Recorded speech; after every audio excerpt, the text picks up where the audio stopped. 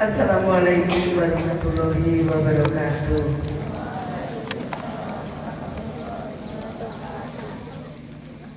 Puji syukur kita panjatkan kepada Tuhan Yang Maha Esa, berkat limpahan rahmat dan kasih sayangnya kita semua diberi kesehatan, diberi keselamatan, sehingga pada pagi hari ini kita bisa berkumpul di SNC Negeri 3 Bayan ini tak kurang suatu apapun. Yang saya hormati Bapak Ustadz Muhammad Muslim, yang saya hormati Bapak Ibu Guru dan karyawan SNC 3 Bayan, serta anak-anakku yang saya sayangi dan saya banggakan. Alunan Al-Quran sudah diantumkan oleh teman kalian. Suatu hal yang sangat indah apabila kita bisa mendengarkan dengan baik, kita resapi dengan baik, dan kita masukkan ke dalam hati dan jiwa kita. Insya Allah sarapan rohani pada pagi hari ini bisa membuat kita menjadi semakin kuat dan teguh dalam iman, sehingga kita bisa punya benteng atau punya anti yang kuat di dalam diri kita untuk menangis hal-hal yang kurang baik yang akan masuk ke dalam diri. Yang pagi ini rutin diadakan pada minggu terakhir setiap bulannya, dan setiap bulan itu sudah diumumkan hari sebelumnya supaya anak-anak datang, dan saya melihat sebagian besar juga sudah memenuhi permintaan itu, tetapi monggo yang akan supaya anak-anak itu menjadi anak yang berbahagia. Dan anak-anak besok hari Senin sudah mulai tes, silahkan jaga kondisi kesehatan dengan sebaik-baiknya, ikuti jadwal yang sudah diberikan oleh panitia supaya kalian bisa mempersiapkan dengan baik. Tingkatkan belajar kalian, tingkatkan doa kalian juga, ya. Manusia berusaha, Tuhan yang menentukan. Tetapi usaha itu kita wajib untuk berusaha yang maksimal. Dan nanti di akhir pengajian Bapak Ustadz juga akan memberikan doa. Silakan kalian ikuti apa yang dipaparkan oleh Bapak Ustadz tersebut sehingga bisa bermanfaat bagi diri kalian sendiri dan teman-teman kalian. Itu anak-anak yang bisa saya sampaikan pada sambutan pada pagi hari ini. Selamat mengikuti pengajian, selamat menerapkannya nanti di dalam kehidupan saya. Apabila ada kata-kata saya yang kurang berkenan di hati anak-anak semua dan Bapak Ibu, saya mohon maaf. Saya akhiri. Wassalamualaikum warahmatullahi wabarakatuh.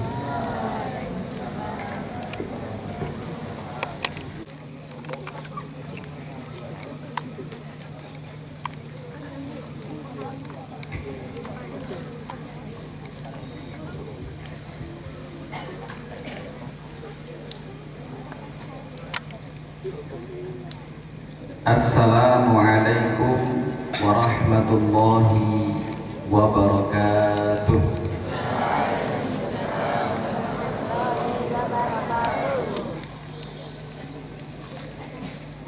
Bagaimana kabarnya teman-teman semuanya? Sehat? Alhamdulillah. Alhamdulillahi rabbil alamin. Innal hamdalillah nahmaduhu wa nasta'inuhu wa nastaghfiruh wa na'udzu billahi min shururi anfusina wa min sayyiati a'malina. May yahdihillahu fala mudilla lahu wa may yudlilhu fala hadiya lahu. Ashhadu an la ilaha illallah wahdahu la syarika lah wa ashhadu anna Muhammadan abduhu wa rasuluhu la nabiyya ba'dah.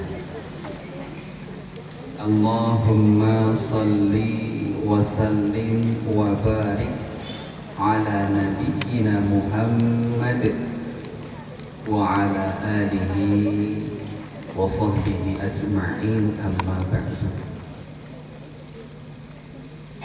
Yang kami hormati Ibu Kepala Sekolah, Ibu Ririn, yang kami hormati segenap guru dan karyawan SMP Negeri 3 Bayat, dan tidak lupa yang kami banggakan teman-teman anakku sekalian, siswa siswi SMP Negeri 3 Bayat, yang insya Allah kita semuanya dirahmati oleh Allah Subhanahu wa Ta'ala, Tuhan yang Maha Esa, dan dimuliakan di sisinya. Amin Allahumma amin. Mohon izin Bapak Ibu Kepala Sekolah dan Bapak Ibu Guru semuanya, kami matur bukan maksud untuk menggurui, tapi dalam rangka kita belajar bersama. Nggih Pak nggih. Kisahnya meskipun hanya sedikit itu dari Allah Subhanahu wa Ta'ala, semoga menjadi wasilah keberkahan dalam proses kita hidup di dunia ini, sehingga segala aktivitas kita menjalani misi kehidupan di dunia ini mendapat ridho dari Allah Subhanahu wa Ta'ala. Manakala Allah ridho, maka tidak ada satupun yang bisa menghalangi keridhaan Allah terhadap hamba-hambanya. Maka dari itu kami senantiasa mengajak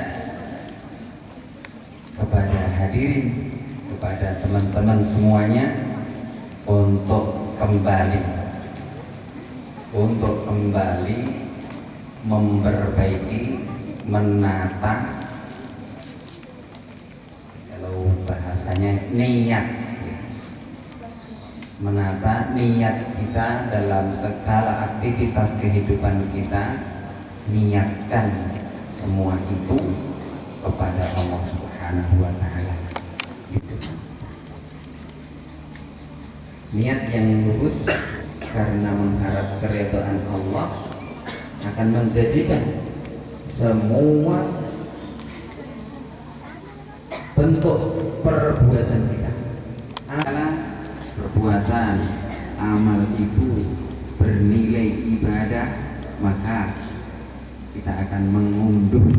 Tentu sudah meyakini sebagai seorang muslim bahwa kehidupan di dunia kita ini adalah sebagai proses yang saya cintai dan saya banggakan karena Allah. Mungkin usianya pun pinter 15, 13, 14.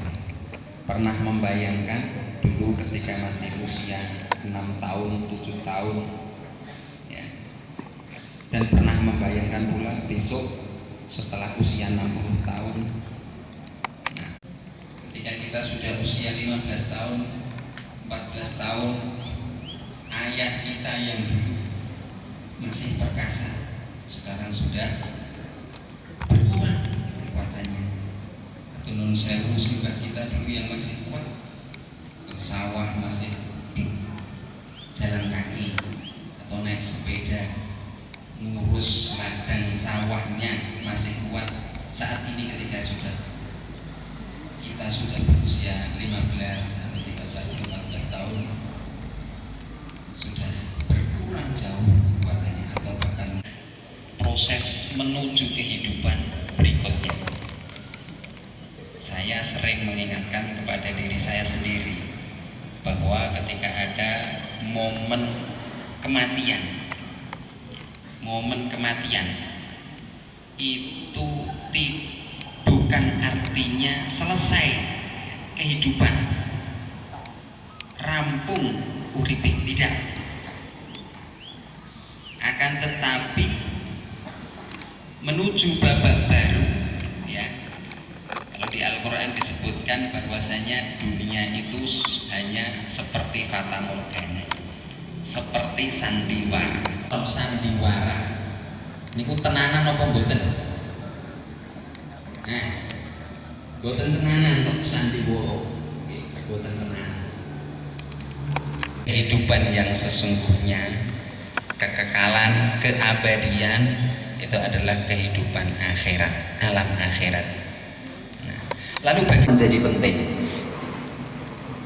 Siapa yang hafal hadis tentang niat? Hadis tentang niat. Mbak siapa niki?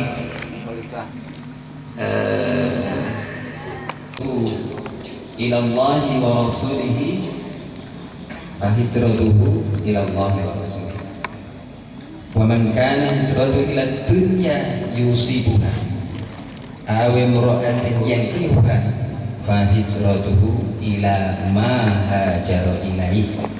Itu yang artinya ini hadisnya,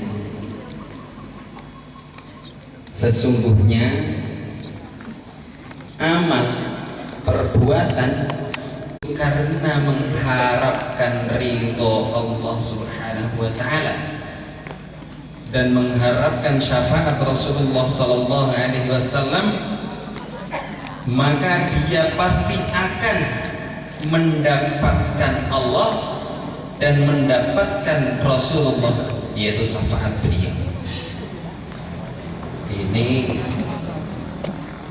hadis diriwayatkan oleh Khalifah Umar mendengar Rasulullah berkata demikian tadi.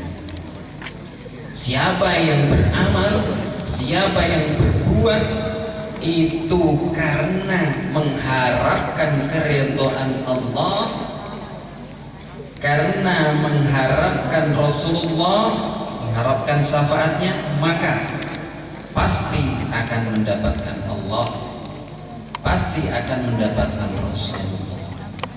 Baik nikmat yang tidak ada tandingannya manakala ketika kita hidup di alam akhirat kelak berjumpa melihat wajah Allah Subhanahu wa taala. Siapa yang sekarang pengen bertemu Allah? Sekarang yang sekarang ngeriin Pak, sekarang ngeriin. Insya Allah besok saya bertemu dengan Allah di alam akhirat. Begitu nggih? Siap? Insya Allah. Maka mari kita benar-benar mengkoreksi, muhasabah tentang amal perbuatan kita sejauh ini sampai detik ini. Bagaimana niat saya? Teman-teman sekolah di SMP Negeri 3 ini atas kehendak keinginan sendiri, apa paksaan orang tua, atau karena temennya juga sekolah di sini? Nah, ini perlu dikoreksi. Andai kata ada kekeliruan niat dahulu, maka kita saat ini beristighfar. Bismillah, ya Allah, bisik kula sekolah yang mriki niku ternyata gue pengen ketemu koncoku. Nah, niku kita berpikir. Barang siapa yang bersusah payah dalam rangka menuntut ilmu, sahalallahu thariqan ilal jannah, maka Allah akan memudahkan jalan-jalan kita menuju surga. Dan semua teman-teman ya, adalah satu investasi yang besar. Eman-eman rugi manakala niat kita salah di dunia. Dalam mencari ilmu ini, ketika niat kita lurus, insya Allah jalan menuju surga itu dimudahkan oleh Allah Subhanahu wa taala. Insya Allah ya. Maka semangat teman-teman dan semuanya yang terlibat dalam dunia pendidikan, mari kita bersama-sama untuk mewujudkan pendidikan yang lebih baik, yang lebih maju, yaitu anak-anak teman-teman semuanya. Maka kecerdasan ini sangat penting. Yang selanjutnya ini adalah baik dalam kaitannya dengan ibadah syariat maupun hubungan sosial, muamalah, itu didasarkan pada maksudnya atau niatnya.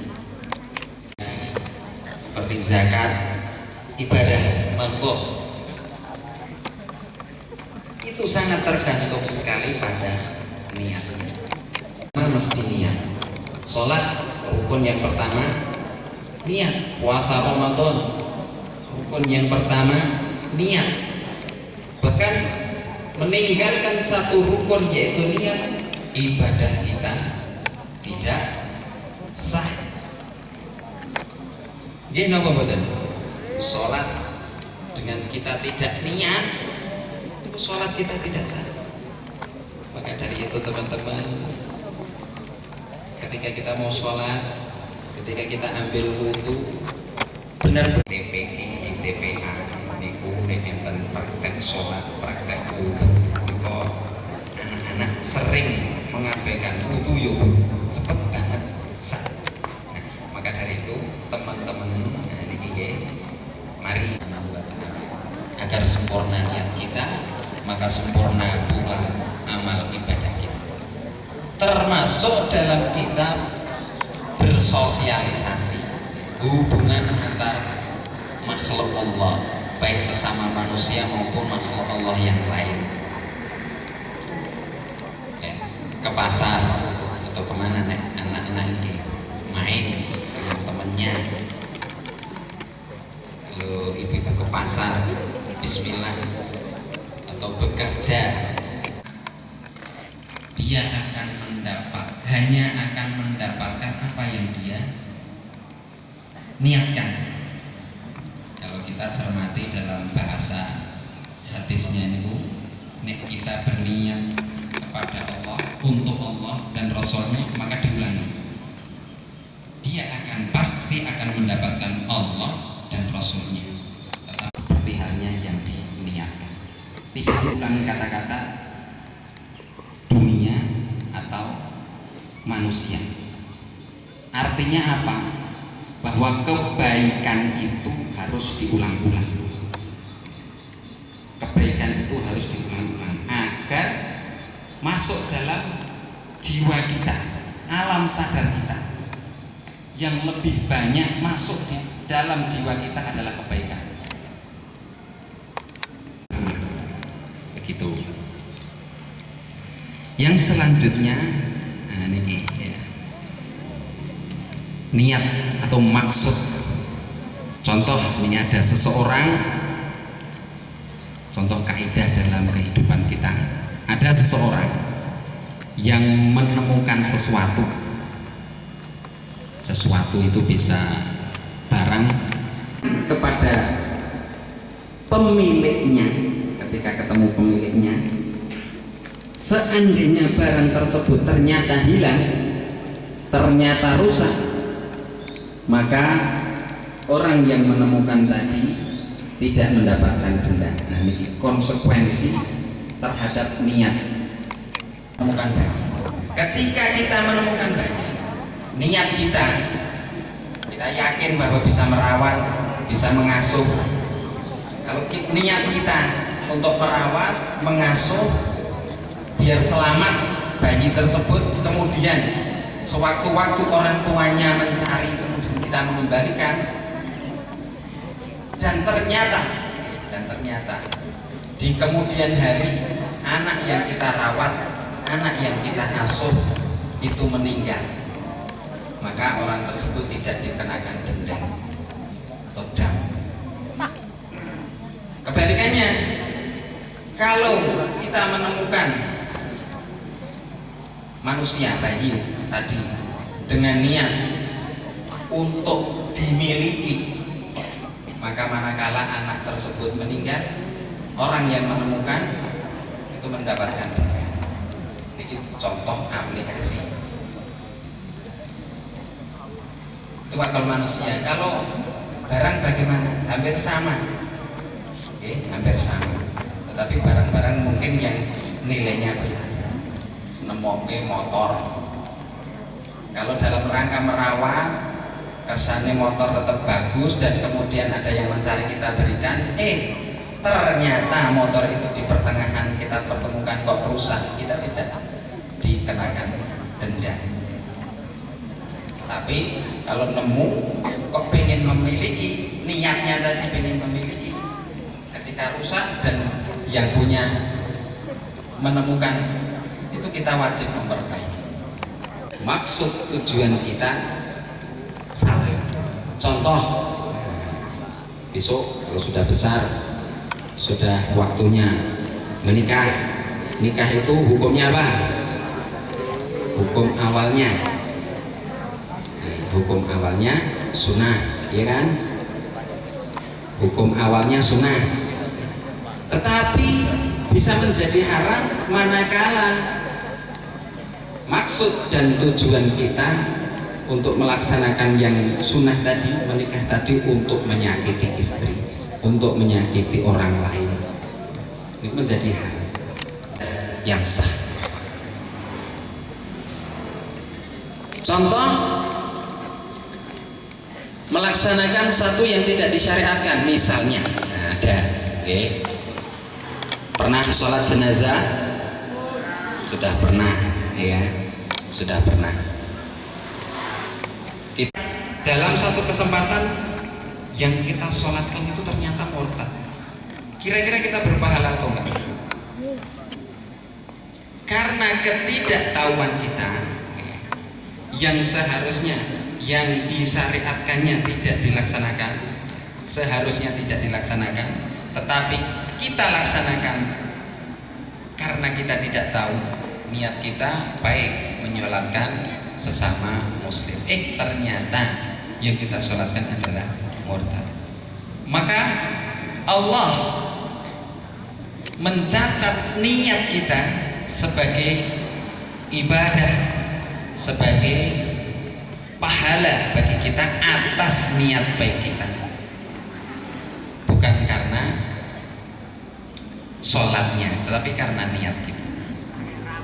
Ini Allah Ta'ala, ini nasihat dari salah satu ulama, Imam An-Nawawi Al-Bantani. 6 pemberian yang paling baik, pemberian dari Allah Subhanahu wa Ta'ala yang paling baik, yaitu tatkala salah seorang kaum muslimin pada masa Rasulullah, Ahnaf bin Qais, itu ditanya tentang pemberian terbaik apa yang Allah berikan kepada hambanya. Yang pertama yaitu akal yang alami, aklun gharizun, akal yang alami, akal yang dibawa sejak lahir. Kecerdasan manusia itu berbanding lurus dengan hidayah. Maka bersyukur bagi kita diberi akal yang baik. Buktinya apa? Kita mampu melaksanakan, diberi kemudahan oleh Allah Subhanahu wa Ta'ala untuk melaksanakan pendidikan di sekolahan ini. Itu bukti bahwa akal kita masih akal yang alami. Maka dari itu, akal yang alami ini harus kita wujudkan agar supaya berbanding lurus dengan hidayah dari Allah Subhanahu wa Ta'ala. Dengan hidayahnya, dengan petunjuknya, maka akan membebaskan diri kita dari kehinaan. Dari kehinaan bisa kita lihat ya, yang di pinggir jalan pelaku ngalor ngidul atau orang dalam gangguan jiwa, itu akalnya tidak sempurna, maka tentu derajatnya masih lebih baik kita yang diberi kesempurnaan akal oleh Allah Subhanahu wa Ta'ala. Apakah kita ingin seperti orang yang pelaku ngalor ngidul tanpa tujuan karena akalnya kurang? Tentu tidak. Ya. Seseorang tidak akan menemukan keutamaan yang sepadan dengan akal dalam menuntun pemilik akalnya itu kepada hidayah atau mengentaskannya dari kehinaan. Itu pengantikan Rasul, perkataannya Rasul seperti itu. Tidak ada yang sepadan keutamaannya ya, yang dapat menuntun manusia itu dalam hidayah dan mengentaskan dirinya dari kehinaan selain akal yang alami, kecerdasan. Maka kecerdasan itu harus senantiasa diasah. Salah satu cara mengasahnya adalah dalam dunia pendidikan, belajar, tambah bacaannya, tambah baca, dipengerti adab, tata krama, dan sahabat yang baik, teman-teman yang baik. Ini pemberian yang baik dari Allah Subhanahu wa Ta'ala. Manakala kita berusaha dengan akal kita untuk mewujudkan kesuksesan kita, kok berat? Angin, Pak, kalau naikkan sinau, angin banget.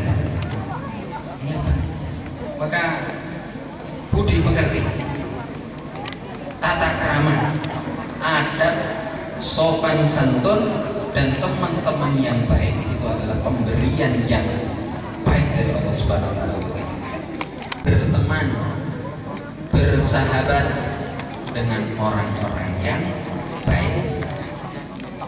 Sumber kecerdasan akal setelah keimanan adalah rasa kasih sayang. Sesungguhnya ahli kebaikan di dunia adalah ahli kebaikan di akhirat, dan sebaliknya berbudi pekerti yang luhur, ahli dalam kebaikan di dunia dengan mengharap menjadi ahli kebaikan di akhirat. Menjadi teman yang baik, insya Allah akan mendapatkan teman yang baik di akhirat. Yang keempat adalah hati yang sabar dan tabah. Manakala kecerdasan, budi pekerti, dan teman-teman yang baik belum kita dapati, maka ketabahan dan kesabaran itu harus kita dapatkan. Hal yang memahami zamannya dan istiqomah di jalannya. Seseorang tidak akan mencapai hakikat keimanan sebelum dia sanggup memelihara lisannya. Penting sekali bagi kita. Bahkan di era saat ini, era digital, semuanya serba instan. Kita harus pandai-pandai untuk menjaga lisan kita, omongan kita. Kalau dalam konteks saat ini, komentar kita di media sosial dan di berbagai media-media yang lainnya. Manakala kita tidak bisa memberikan pengaruh yang baik, maka baiknya kita adalah untuk diam. Jangan sampai kita ikut dalam menyampaikan perkara-perkara yang tidak baik, yang belum kita ketahui kebenarannya. Allah Subhanahu wa Ta'ala telah mengingatkan kepada kita melalui Rasulnya, melalui para ulamanya, dan yang terakhir, ya, ketika kita tidak mendapatkan itu semua, kata Imam Nawawi, lebih baik dari itu semua adalah iman. Alhamdulillah, alhamdulillah. Semoga kita diberikan kebaikan oleh Allah Subhanahu wa Ta'ala berupa akal dengan kecerdasan yang paripurna, diberikan oleh Allah Subhanahu wa Ta'ala budi pekerti yang baik, etika, adab, sopan santun, dan sahabat yang baik, diberikan oleh Allah hati yang sabar, hati yang tabah, kemudian diberi oleh Allah untuk senantiasa dibimbing dalam menjaga lisan-lisan kita. Teman-teman yang saya banggakan, Bapak Ibu yang saya hormati, akhirnya yang sedikit ini semoga menjadi bahan muhasabah untuk diri kita masing-masing, terutama diri saya. Banyak kekurangan tentunya, kesalahan, sungguh kami mohon maaf yang sebesar-besarnya. Semoga Allah juga mengampuni kita semua. Ada baiknya, ada benarnya, itu datangnya dari Allah Subhanahu wa Ta'ala. Akhirnya saya tutup. Billahi taufiq wal hidayah. Wassalamualaikum warahmatullahi wabarakatuh.